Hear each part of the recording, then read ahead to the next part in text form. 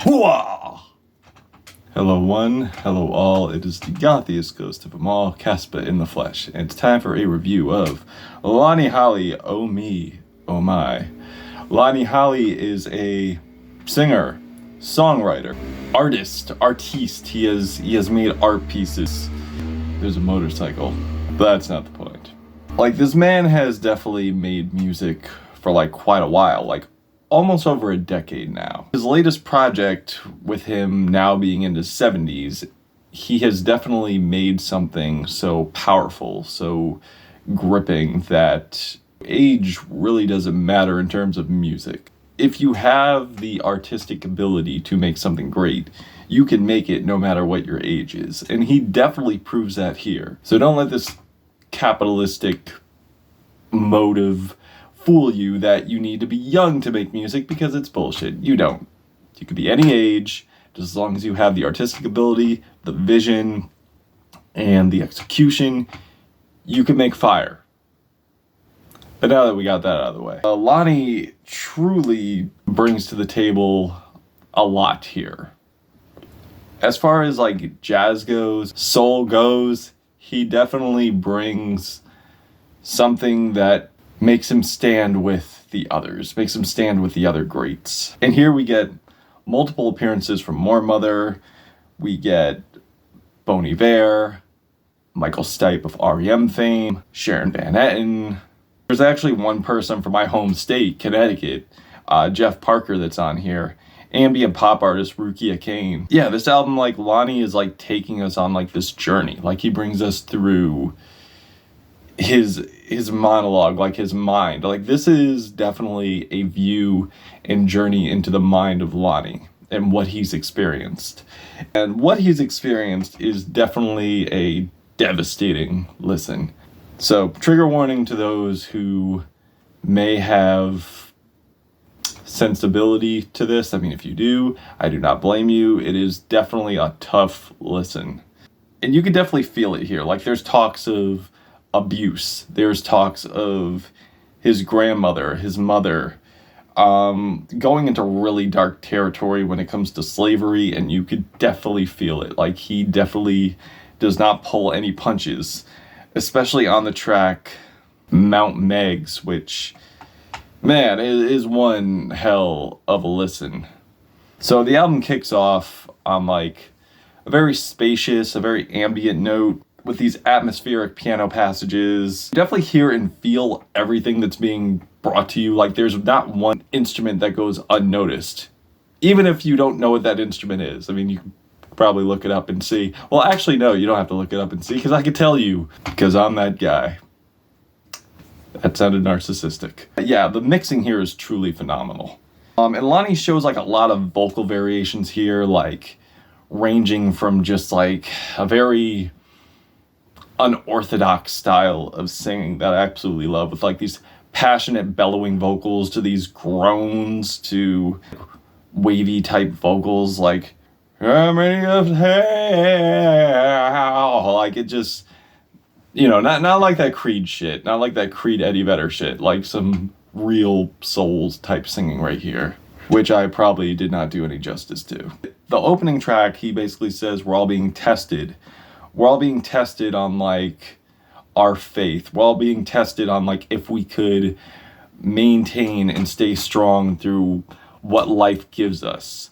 And after a few listens, after you realize what Lonnie has been through, you're basically like, yeah, that now I see the tangibility, now I see the depth within the message here, like how he was too far down, how he was contemplating on leaving this earth, just looking at life's obstacles as like a test of faith.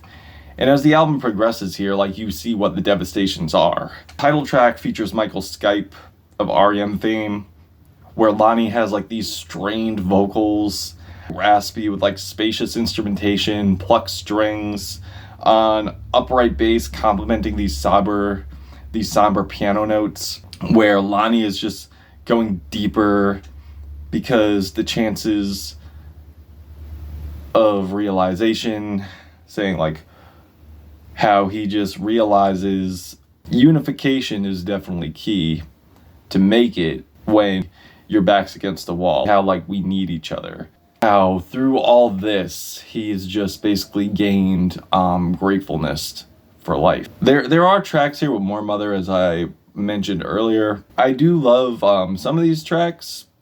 There's probably only one I didn't really care for, but that was just because it paled in comparison to the rest. Now with the album, there is like more than meets the ear here. Like it's more than a nocturnal, jazzy barrage of instruments. There is definitely a message here of like horrifying lyrical content, powerful content, and philosophical lyrics that come with it. Like On the Earth Will Be There, that has like these droning tones that kind of reminds me of something from like Eraserhead, where they're asking this question, when we fall, who will catch us when I fall? Talking about the earth, like when you have no one else, who will catch you when you fall? They're basically saying like the earth will be there, but will the landing be soft? How soft will the landing be after going through all these traumatic experiences? As more Mother paints this vivid picture of her grandmother's hands deep in red earth and just has these visions of like slave labor. That definitely does carry on to like the next track with these woodwinds and wailing sax transitioning smoothly into the next track, which is honestly the most terrifying track on this album, Mount Meigs, reminiscent of the infamous Alabama Industrial School, where the children are going through slave labor with these frightening crescendo-like drones and fragmented drums, dissonant guitars, with these sudden violent pounds of drums, like symbolizing the PSD flashbacks of, and it's something like out of a vintage horror movie that Lonnie is like experiencing. It's like as soon as like you hear that hit, it's basically like a flashback of like really flashes of like violent imagery that Lonnie has gone through and experienced at this school, and going into like a mantra of like these break beats as Lonnie is like telling these egregious experiences, not knowing who this family is, being violently abused, and just yearning for knowledge and having that like absolutely diminished. It's just like something where like you're watching and like you just want to go in, you want to save them, but like you're just in this feeling of like paralysis, and it's like a Clockwork Orange type moment where all you could do is just watch in horror. And it is just absolutely intense and beyond fucked up. I mean, I could tell you more, but I would have to have you listen to it for yourself and then come back to this video. Another thing about this album too is how like the production creates like a vivid story here. Like the production basically creates like a mental vision. And with Lonnie being an artist, I mean, there's really no surprise there how he could do that. Especially, even though like he's not really controlling the instrumentation, I'm sure he had a say in how this would go. It's really no surprise how, with listening to this, I feel like I'm watching this horrifying movie. Especially on Better Get the Crop In Soon, that has like these eerie marimbas playing in between like these hand percussions with these southern plucked strings with these blaring horns. It's like a groovy kind of feeling to it, like it's going like up and down, kind of like symbolizing, I guess, the work that's going on here, the labor, let's be real. But after that, there is a bright end of the tunnel here, where it's not just traumatizing imagery throughout. There are moments that are pretty spacious, pretty lovely, like on the track Kindness Will Follow Tears, where it features Bon Iver with these beautiful, gorgeous sets of organs. Bond's harmonies sound beautiful on here, where Lonnie is just reminiscent of his grandmother and his mother comforting him as a baby, saying like, don't you cry, don't you cry. Throughout all this going on, Lonnie pretty much needs all the healing he could get here, if we're being honest. So this is a much needed cool down moment, and very uplifting too. But I feel the most uplifting song here and the most powerful moving cut on here is the ballad with Sharon Van Etten. Angelic soaring melodies and building drums and the passionate unorthodox singing of Lonnie really complements it here, like going into spoken word moments with the inclusions of like these fluttering woodwinds. There's a very powerful build here, and Lonnie's powerful lyrics saying like we don't realize like how much time we have left to accomplish our goals. We don't have time like that, so we need to do something now. We need to seize the moment. We need to enjoy life, and we need to accomplish our goals because we only have a limited time, which is definitely a hard hitter and definitely a tearjerker as well. Very, very beautiful moment on the album. After that, we get If We Get Lost, where we get these passionate vocals from Rokia Kane and these Bambara, I believe that's how you say it, lyrics. Like, their chemistry is just beautiful. The horns have such like a dramatic presence to them, like triumphant. But as I'm like listening through it and hearing what Lonnie has to say after, like, how long will it, like, if we get lost, will they find us? And it just gives me an ominous feeling here that this isn't really a happy moment here. This is more of a in fear but somewhat romantic type tragedy going on here. The song I Can't Hush shares another ambient monologue from Lonnie with Jeff Parker, the CT native I mentioned earlier.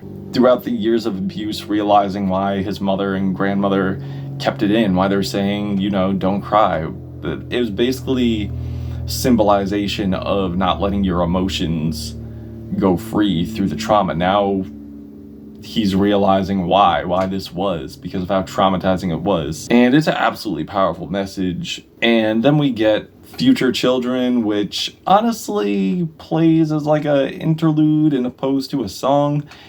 And I feel like it's not really one we needed, you know? I mean, it's not awful, but I just could have done without it. We could have ended on I Can't Hush. But other than that, fantastic album, powerful album.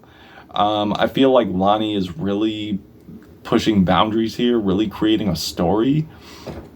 It was like watching a movie, pretty much. Like, it had a very cinematic feel to it, and definitely one like I will never forget, and pretty much I'm sure none of you will forget either. Yeah, powerful production, powerful vocals, great appearances. Loved it. I'm feeling a 4.5 out of 5 on this album. But if you've given this a listen, what did you think? Did you love it? Did you hate it? Why? And let me know in the comments why you hated it or why you liked it. Okay? Cool. Caspa, Gothic Ghost, Lonnie Holley, Oh Me Oh My, till we meet again.